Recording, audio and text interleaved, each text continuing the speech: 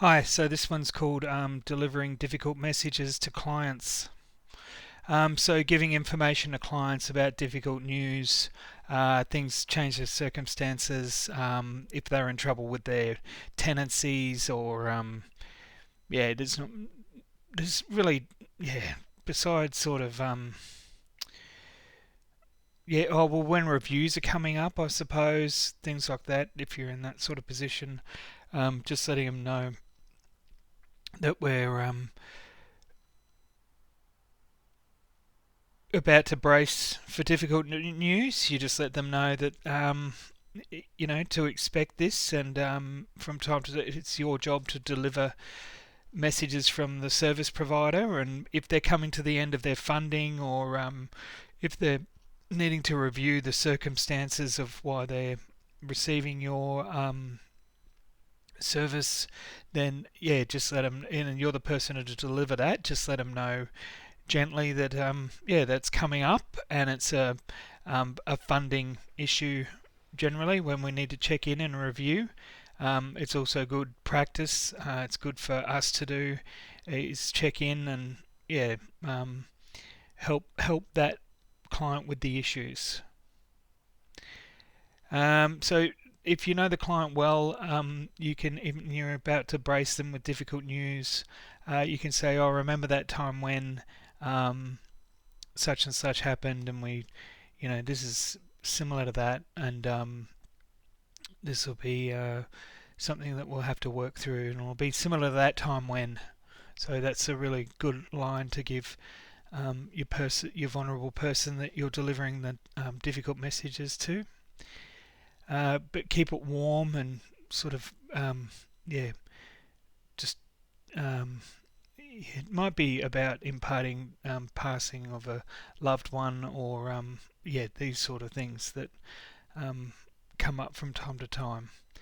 And then yeah, just working alongside of people in their grief, and um, so being curious and checking in, and really just yeah, letting them know that you're you're there to assist, and that you're part of the solution. Yep. Uh, yeah, if it's via a major bureaucratic sort of thing, to like a housing uh, issue, or um, yeah, if there's been a great communication breakdown and it goes to legal sort of review, or you're having to exit the client from the service, or it could be a number of different things. Help the client get an advocate. There's plenty of advocates out there that can come and provide support and help the client.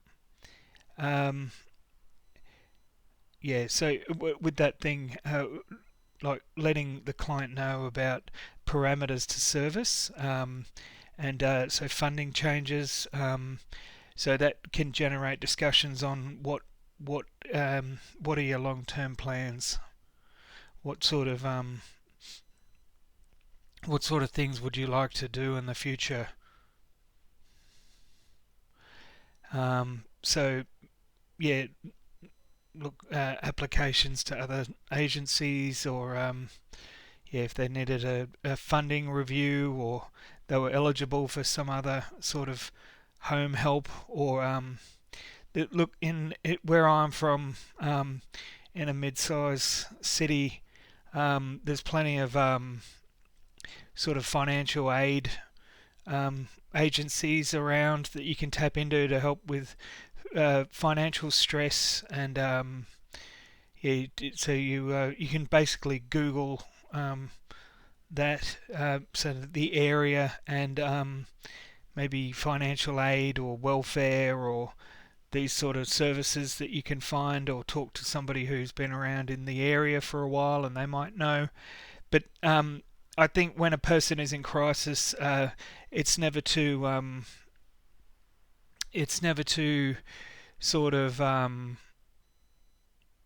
much of a worry to multi refer. So refer to other agencies to get help with that gas bill, or some a food pantry service. There's a couple around where I'm from. So, and assisting people to swing by there or get some outreach from those sort of services is a really beneficial thing.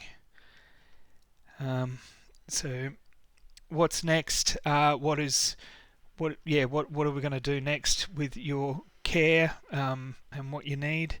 Um, is there are there instances where your care could be improved and you don't really need us around as much at some times of the day, or downtime and time to be in the home alone if they've got the capacity to do that sort of thing.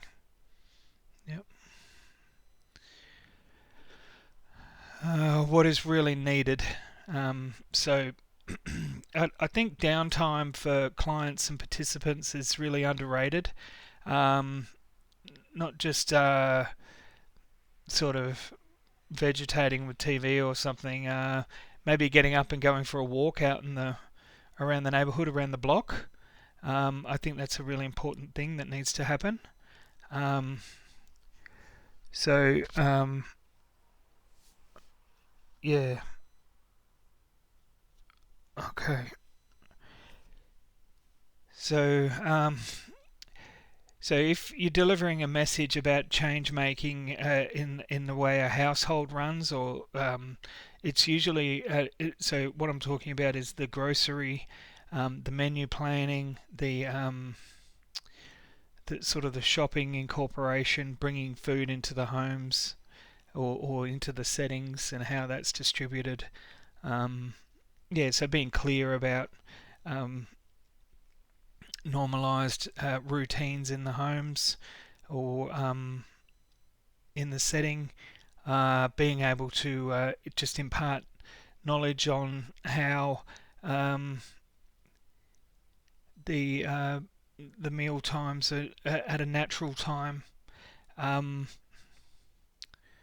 so you guys have got policies and procedures on sort of afternoon teas or morning teas and things like this. People have particular dietary requirements. Um, yeah. You can introduce media to assist with educating clients and stakeholders, and who would like to learn more on any subject, really. YouTube is a good one. You can find videos on improving diet and the benefits of um, the benefits of walking. But you can get meditation, music, things like this. So just improve the scope of media that's available to participants is a really handy thing to do, and um, very profitable, a very effective thing to do.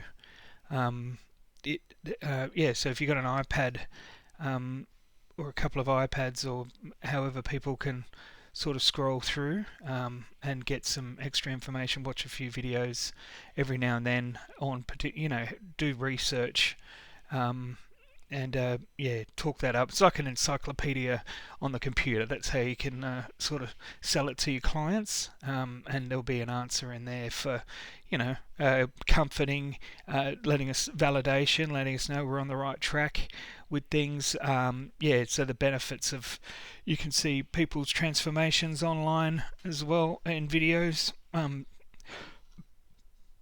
How you can see actors online which come from similar backgrounds to your clientele as well, which is really interesting to see people like the hero stories and the stories that overcome. You can find them online in your research. So introducing media to assist and educate the client and stakeholders. Yeah. Provide, you can sort of follow up things up via email to relevant stakeholders and the client themselves, just to tie up the process of having delivered the message, it being put into effect, and yeah, the outcome and where to from here. So that's one thing to say. Yeah, so just yeah, take your time when you're delivering difficult messages to clients.